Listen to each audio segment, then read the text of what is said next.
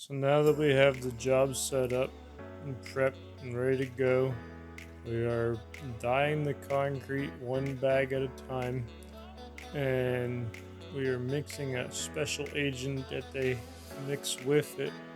So there's a formula for that too. We didn't do this properly. We used concrete instead of sand topping mix, and the stones did not give it a good finish, especially on the sides. But basically, this is how we laid it out, and I'll go over a few things that I would have done slightly differently as we go along with this whole thing.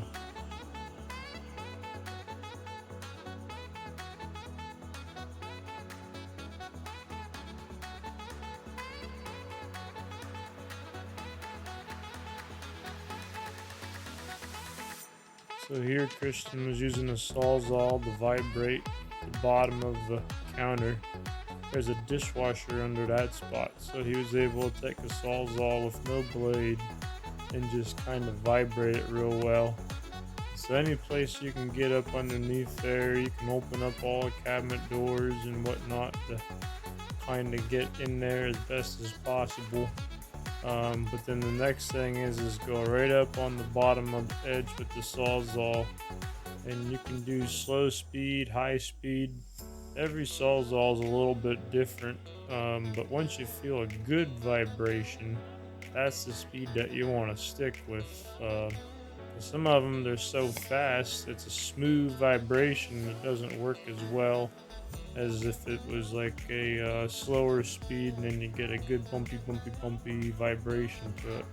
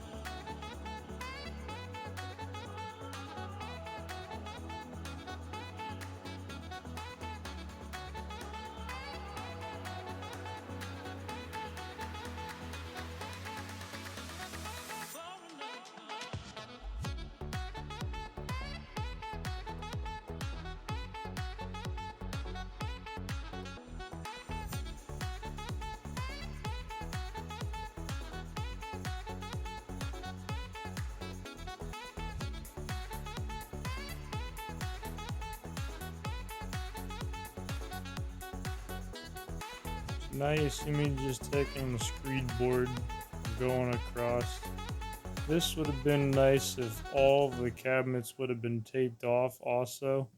It's very hard to not keep the concrete from sliding off the screed as you're screeding the concrete across. So you can see me keep pulling it off. I mean, you still have to do this a little bit, but it's not like when you're just pouring a concrete floor, or you don't have to be near as neat about this whole procedure.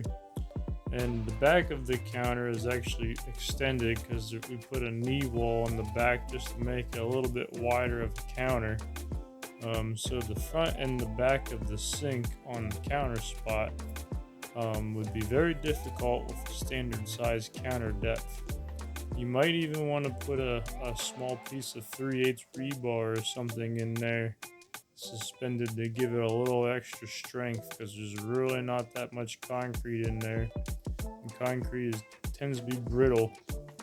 And so here you see me just spreading back and forth as I'm going through, filling in some low spots. Every time you see a low spot, just fill it in. The screed board will help take up your low spots too. You'll still have to go back and fill in little spots like that here and there.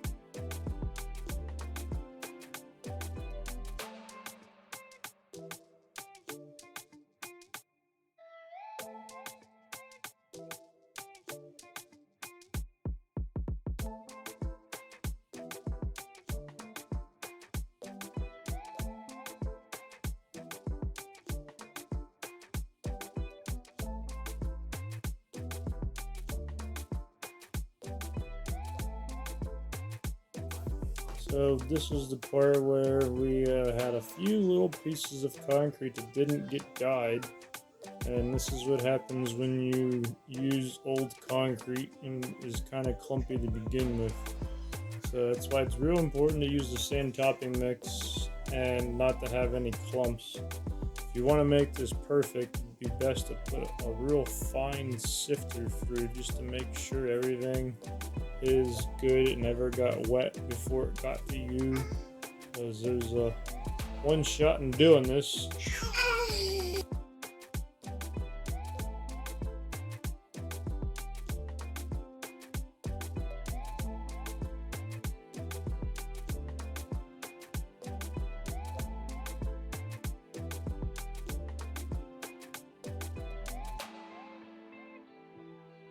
It's also a good idea to hold your screed on the corner, because if you're holding it straight down, flat, the concrete's going to want to grab to it more. And so it's just kind of a masonry trick to give you feedback on. To see how I got the front corner tilted in more, and that makes the screed a lot easier to do it that way. And then I'm just vibrating it like crazy again with the Sawzall underneath the cabinet, doing the edges. You can't hardly Sawzall it enough. If you have a concrete vibrator, that would work really well too.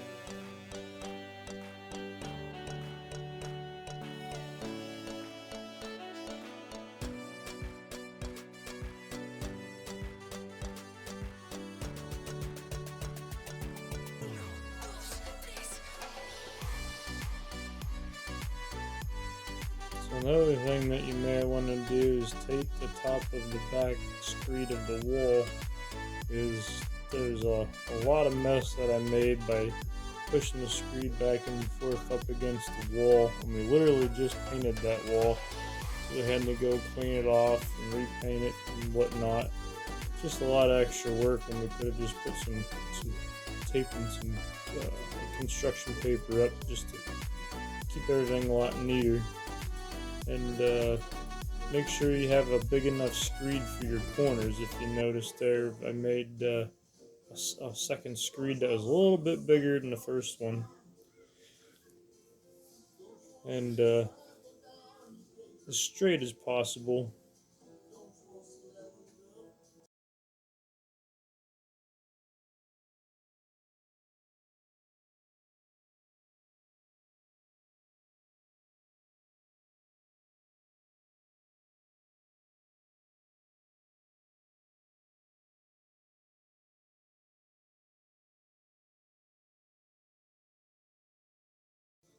So if you notice, there's quite a bit of time involved in all this. We started at 3 o'clock in the afternoon, and it is dark now, and it's probably 6 or 7 o'clock right now, and it's time for a little bit of a break. Wouldn't recommend doing much more than this. I forget how many square feet it is, but we had 9 bags involved in this spot right here.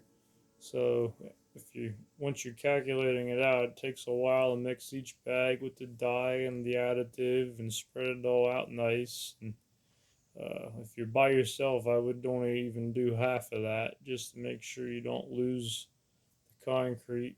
If it's a little colder out, it would help out some.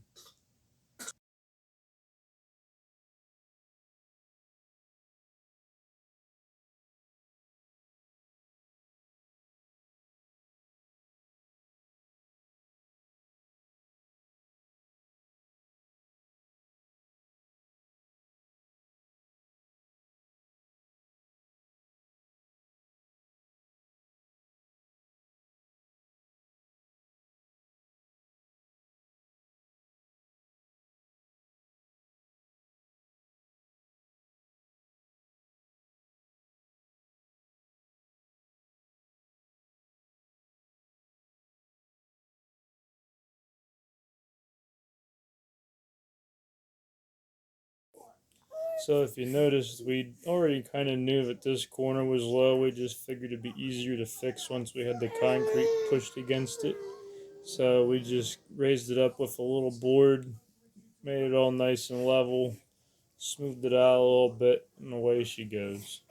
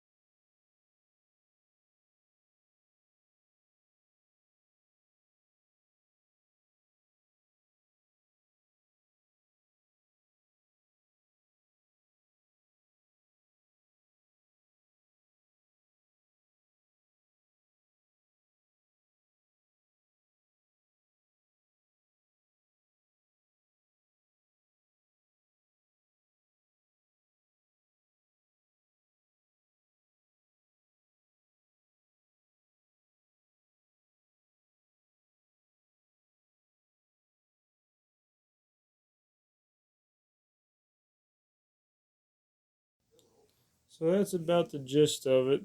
Basically, edge the concrete once or twice, go back over it with the trowel.